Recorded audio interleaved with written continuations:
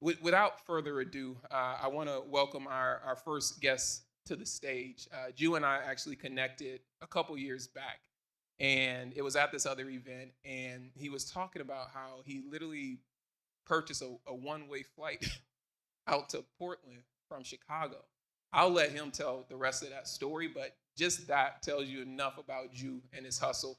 Please join me in welcoming Julian Gaines to the stage.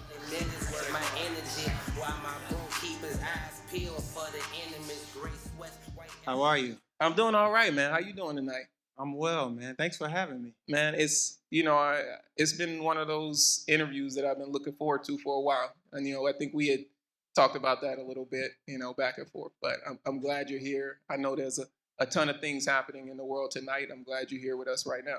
No doubt, no doubt. Thank you. And thanks for everybody coming out. Appreciate y'all. Absolutely. This is dope. So I wanted to start off talking a little bit about where you're from, because you grew up in Chicago, right? Right. Yes. I think we got some other folks there too. Yeah, we got Chicago in the house. Hey. Hey, shout out. Y'all make some noise if y'all here. Y'all, hey. East side. Tell me a little bit about growing up there. What was that experience like for you? Chicago was a well-rounded situation as far as living. I got to experience, a balance of being in the city and spending a lot of the formulating years of like teenage years in a very mixed, very lucky high school. My high school. What do you mean by that? Well, you had, so I went to Homewood Flossmoor High School. Okay. And so that's where I graduated from. One of the very good basketball program, very good football program. In Chicago, if you live in certain districts, you have to pay different taxes. But that ultimately goes to the school. So really, my high school, like so many, like Juice WRLD went to my high school. Wow, I didn't realize that. Yeah. So a number of people come out of our high school that are really talented. I think it's just straight, directly connected to the tangibles that we were shown. Right, absolutely. We get a lot of different narratives about Chicago, right? Mm-hmm. A lot of times there's not as much of a spotlight on the great things in Chicago. You hear a lot about violence. Did you experience a lot of that stuff growing up, or for you kind of were in a different environment and you didn't feel like that wasn't something that felt normal to you?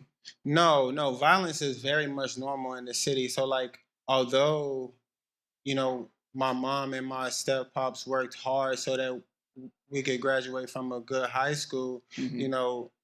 Chicagoland is just Chicagoland. So Mm-hmm.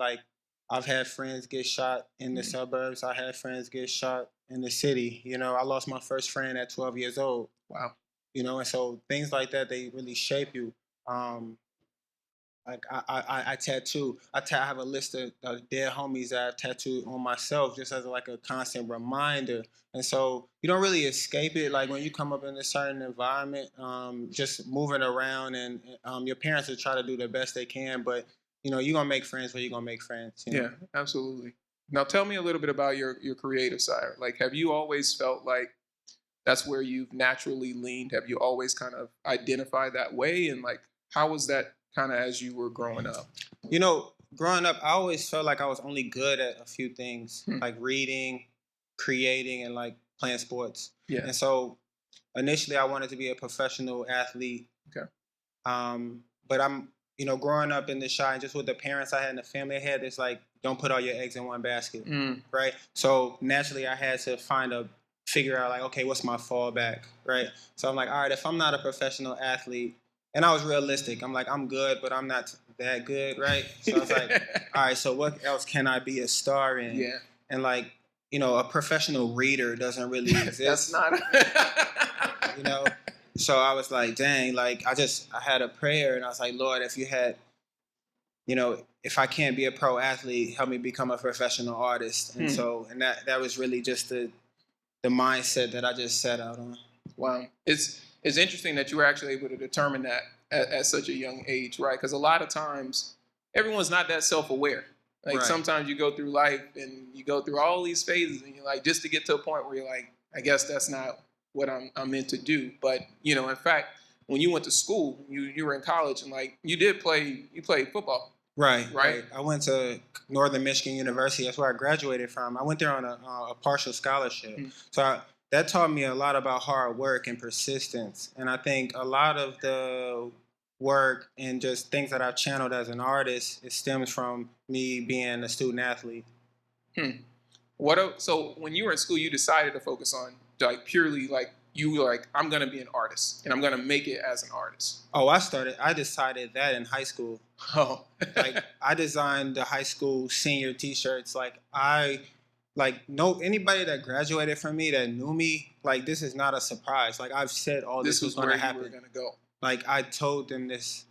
It just seemed like far-fetched. Yeah, because that probably wasn't their experience, right? It wasn't maybe their environment of seeing people that look like you become an artist. Yeah, like even when I told my mom like I wanted to become a famous artist, she was like, "Yeah, sure, I think you're a great artist. Just get a minor in coaching. At least you could be a coach."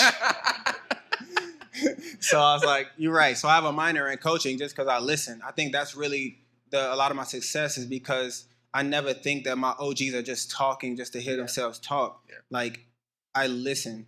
So when they give me game, I was never that like bratty kid. I was like, yo, when the Chi, like it's an honor, it's a privilege to have big homies. Like that's kind of lost this day and age, but like it's an honor to have like somebody that's like, yo, gonna put their arm around you, yo, do this, don't do that, and like that's just how it is, I mean, I think if you can have that in life, it's great, right? Because it's already hard enough kind of navigating things at times, but to have someone or have a group of people that actually kind of care about you and where you want to go, that's a whole different thing. Now, correct me if I'm wrong. After school, you would end up working in Chicago at a Jordan brand store, Station 23. Yeah. So I graduated in 2015. I flew back to Chicago, and so my great grandmother bought a building in South Shore that I was born in. I spent the beginning of my life there before my mom was like, yo, you're not going to South Shore High School. And if you're from Chicago, you know South Shore High School. We're the South Shore. But my mom was just like, yeah, that's not happening. Yeah. And so she was like, all right, my grandmother bought this building many moons ago. She was illiterate. She never finished 6th grade. But she had this vision to own property. And that building put my mom, her 2 sisters, and a number of other, they put them through college, but it even sustained, it's really still in the family. So I refused to move back to my mom's house after college, and so I started off on the block on Yates in my grandmother's building in the garden apartment. So the garden apartment is underneath. Okay. And for me, that was really inspiring because I saw my situation as like a seed. I was like, I'm starting under the ground, and I was like, I'm gonna paint my way out of this. And so you're there, you're in that environment, and then what's the way out, right? So you're working at Station 23, yeah? Yeah, so I get to Station, and I'm working as a brand ambassador. And so a brand ambassador is like a glorified intern. And while there's like... It is. I think everybody probably been there. That's why they laughing. They're like, we've been there. Yeah, you got to pay your dues, And so now you don't mind being an intern as long as you're working for you're elevating a brand you really love. And that was Nike and Jordan brand to me. Yeah. Like it wasn't a job. It was like I'm working with a brand that I grew up. It inspired me. Yeah. MJ is my favorite athlete. It doesn't matter what sport. He don't even play football. He's my favorite football player. You know what I'm saying? So for me, it was like when my mom was like, she told me if you get a job doing your passion, you don't really work. And so I got one of my good friends, Nigel, was working as a manager. He was like, yo, I really want to get you a job working with the creative team at this agency, but I don't know if I can set that up. So I'm going to get you a job over here. And I started with Optimus Agency, and I worked as a brand ambassador. And so we did a lot of manual labor. This is kind of, I wasn't an influencer at the time.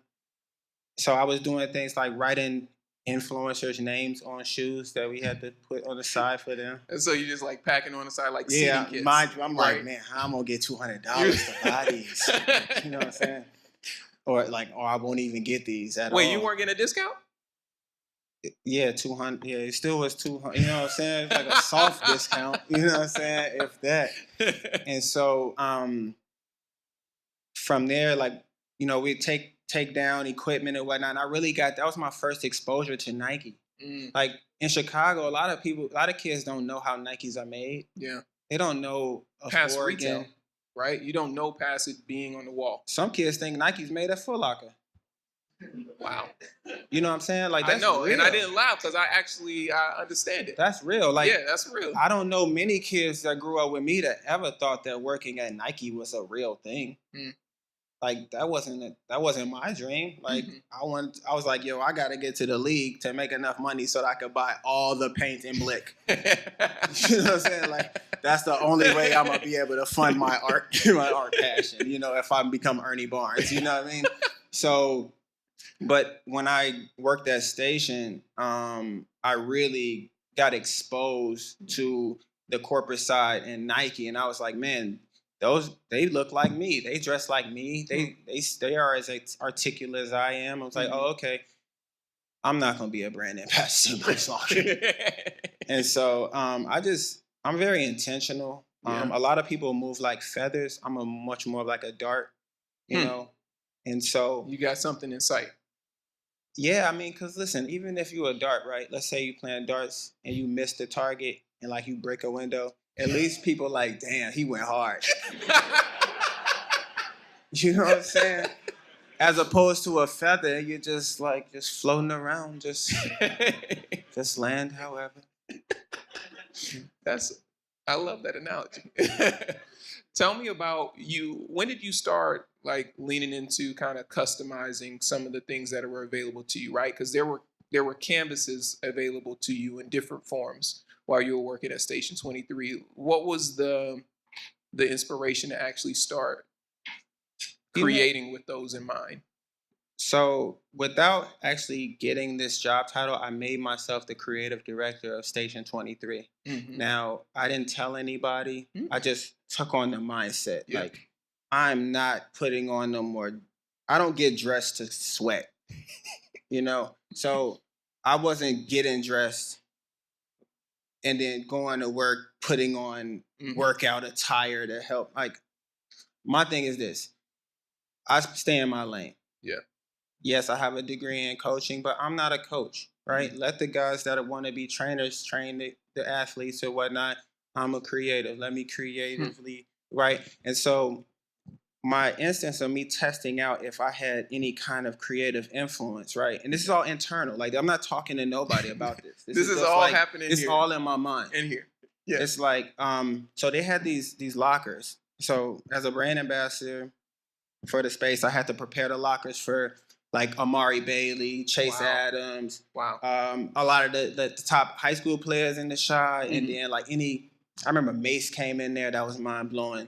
I had to prepare a locker for Mace, you know, so I'm like, this is crazy. And so it was things like that, like very a plethora of experiences that I was like, okay, this space takes on a different entity or like an energy when people come in here. Right. This is just work for me, but to them it's like the club, but they get to work out. Right. So I would watch after setting the lockers up, they had a dry erase board, and I have good penmanship. So I would write their names, people's names really nicely, right? And I would sit back and watch, and people would be like, they would Instagram this moment. And I was like, wow, this just went from them going and working out to a celebration of a moment that's ultimately elevating the brand. All I care about is elevating the brand. Wow. You know what I'm saying? So this is working. This is helping Jordan brand. This is helping Nike. Okay, this is making the space look better. Okay, this is what my ideas can do. And so I told like all my like people I was working with, I'm like, look, if I'm at work, don't touch them, don't write names.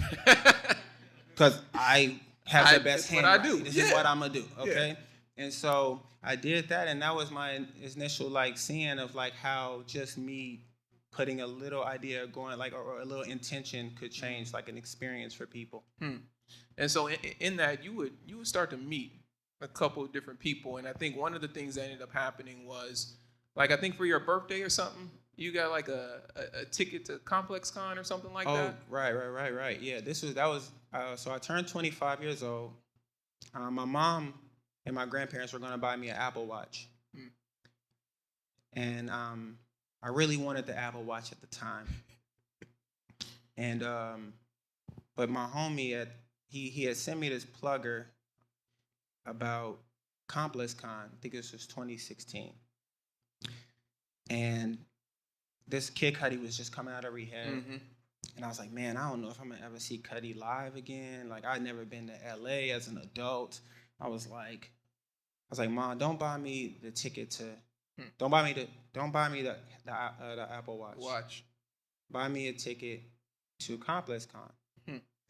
And buy me the VIP ticket so that I could have access. But prior to that, a situation happened that really just like led me to suggest that situation.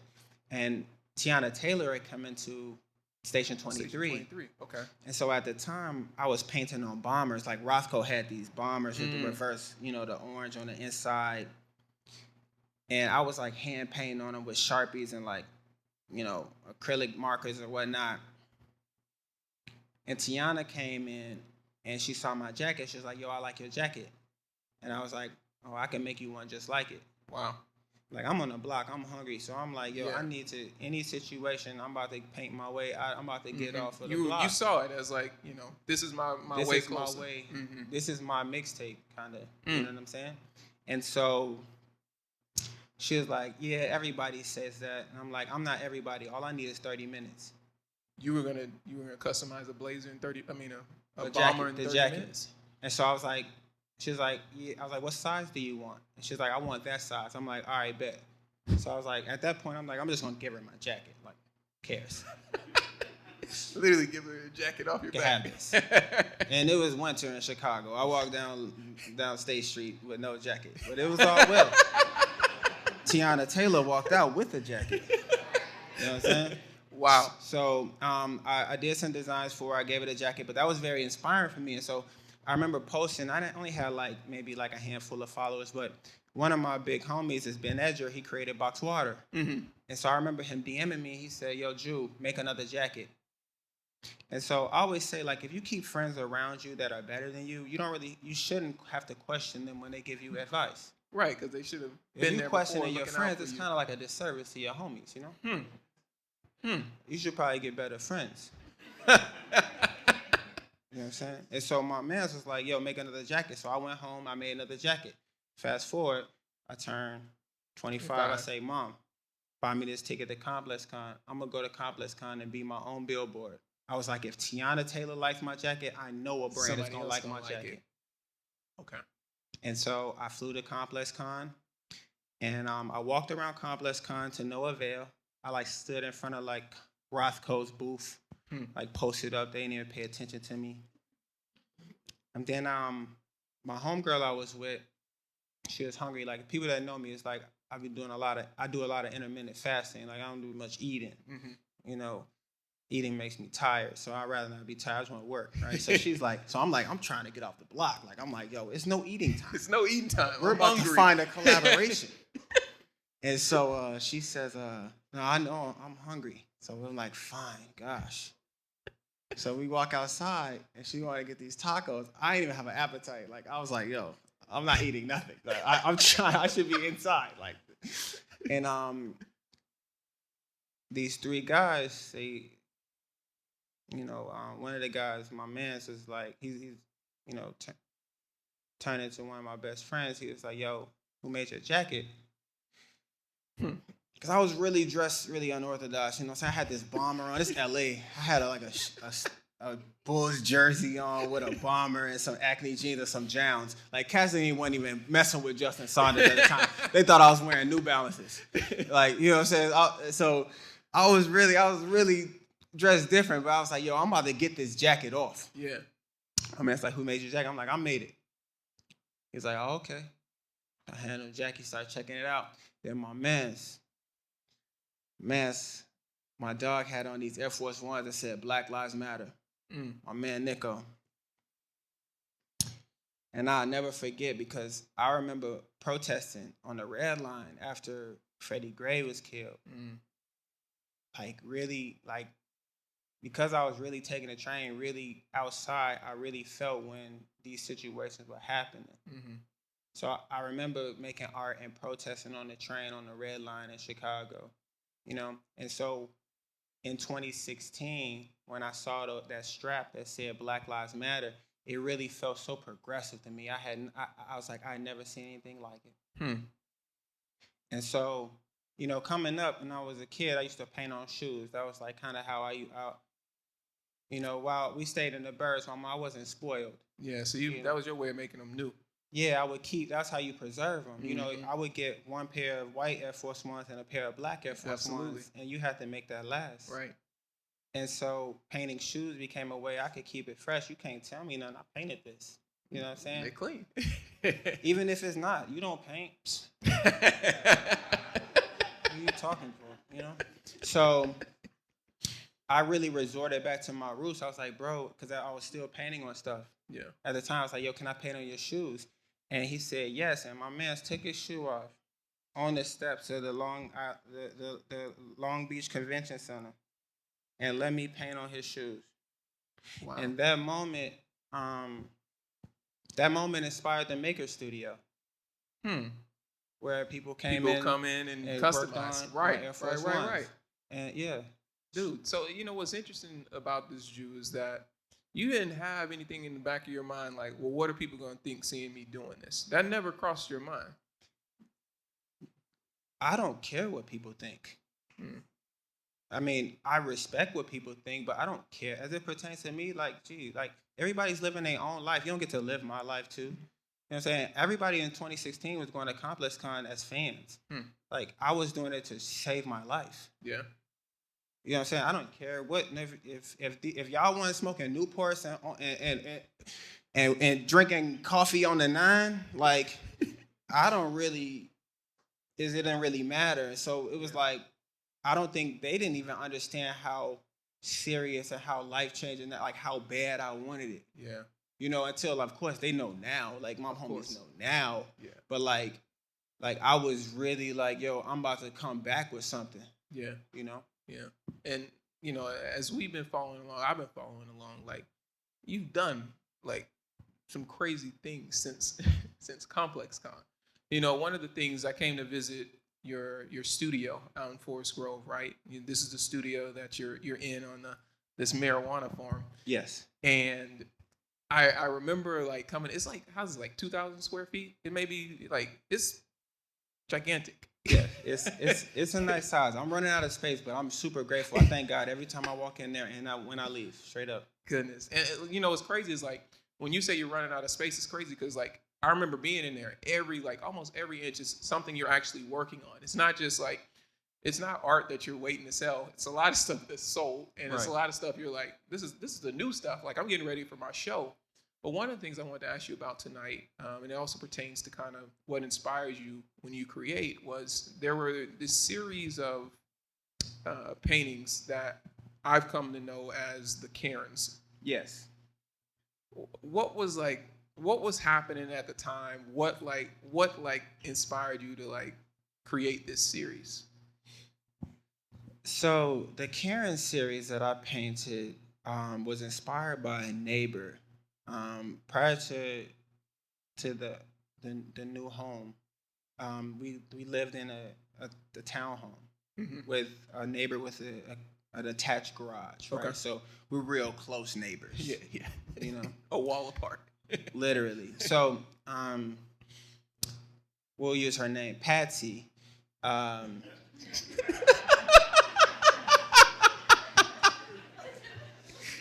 was sitting.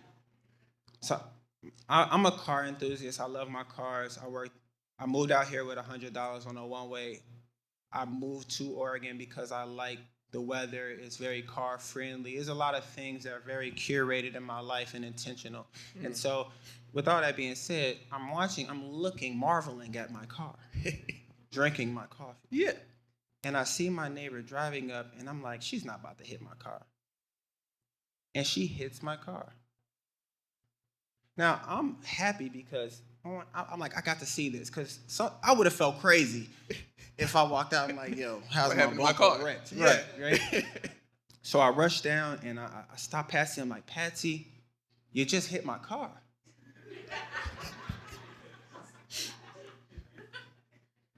And she says, oh, that's nothing but $700 worth of damage on that shitty car. Ooh. And I say,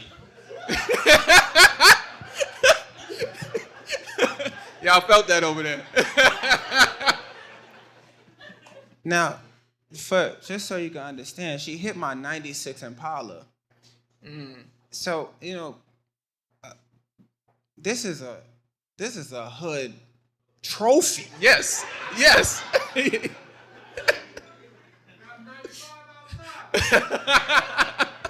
So you feel me? So I seen her hit my rear bumper. And I go, Patsy, you hit my car. And she's like, oh, it's nothing. So she tries to mash off. So I let her go. Yeah. You're my neighbor. You gotta come back. So I patiently wait. I light a cigar. I'm pissed. I light a cigar. I'm furious. Yeah. I'm sitting in my garage. I'm like, you're going to smell me when you pull up. I'm here. She pulls up, and I say, Patsy, look, I have good insurance. Yo, could you just let square this it up? Like, yeah. My granddaddy's a vet. I have USAA. My deductible is $100. Could we just get this done? Can we just get it done? Right. She says, and there's a whole lot of in between, but like, ultimately, I pull my phone out because she starts to become a bit more combative, and she ends up poking me in the chest, and she says, well, if you call your insurance, I'm gonna call the police and claim elder abuse. Right. So that's what she does. She calls the police. She actually calls the police. Yo, she calls the police. She called the police and said, there is a 20-something-year-old big black man that is abusing elders. Can you please come help? Wow. Now, I had the whole situation on tape. Mm-hmm. You know what I'm saying? So that's really what saved my life. Like, I really feel like if I didn't have the cognitive awareness to just record it, I'm not dumb. Yeah. You're about to get recorded. Yeah. So after that, I was sitting in the house. I'm thinking like, yo, how do I get back? Like, how do I make her feel this? I don't want to go to jail. Yeah. You're smarter than that. Right? So I pray. I say, God, just give me an idea. So I'm driving to work to studio one day, and I'm looking through my reference books, and I stumble on Roy Lichtenstein paintings and some Warhol paintings, and I say, there it is, the Karen series. So I painted one, and I send it. I have a few friends, like I said with my friends. Like I said to my friends. My friends like it. I know it's cash. You know you're good. I know it's good. So I sent this to my man. He said, incredible. I was like, okay, bet. So I went and I painted 3 more that day. And once I had the 4, like, because I paint for myself. Yeah.